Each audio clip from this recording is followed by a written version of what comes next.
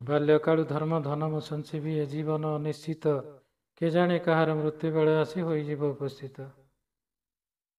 କୁହାଯାଇଛି ବାଲ୍ୟକାଳରୁ ବା ଛୋଟ ବୟସରୁ ଧର୍ମ ରୂପକ ଧନ ଅର୍ଜନ କରିବା କଥା ବା ଭକ୍ତି ରୂପକ ଧନ ଅର୍ଜନ କରିବା କଥା।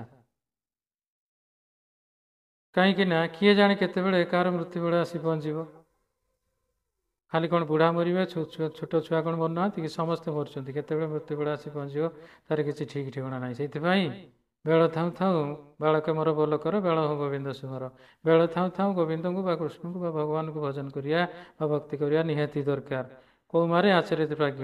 ଭକ୍ତ ପ୍ରହ୍ଲାଦ କହିଲେ କୌମାର ବୟସରୁ ପ୍ରାଜ୍ଞ ବା ଭକ୍ତିଟାକୁ ଆଚରଣ କରିବା କଥା। କୁମ୍ଭାର ଯେତେବେଳେ ମାଟି ଗଢ଼ୁଥାଏ ସେ କଞ୍ଚା ଥିଲାବେଳେ ତାକୁ ଯେମିତି ତିଆରି କରେ ସେମିତି କରିପାରେ।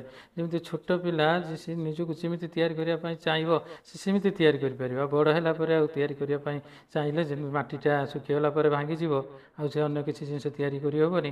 ଠିକ୍ ସେମିତି ବଡ଼ ହେଲା ପରେ ଆଉ କିଛି କରିହେବନି। ଛୋଟ ବୟସରୁ ଯିଏ ଯାହା ଚାହିଁବ ସେଇଟା ହିଁ କରିପାରିବ। ନିହାତି ଦରକାର କ'ଣ ନା ଭକ୍ତି ରୂପକ ଧନ ଅର୍ଜନ କରିବା କଥା। ଏଇଟା ସମସ୍ତେ ଜାଣିବା କଥା, ନିହାତି କରିବା କଥା।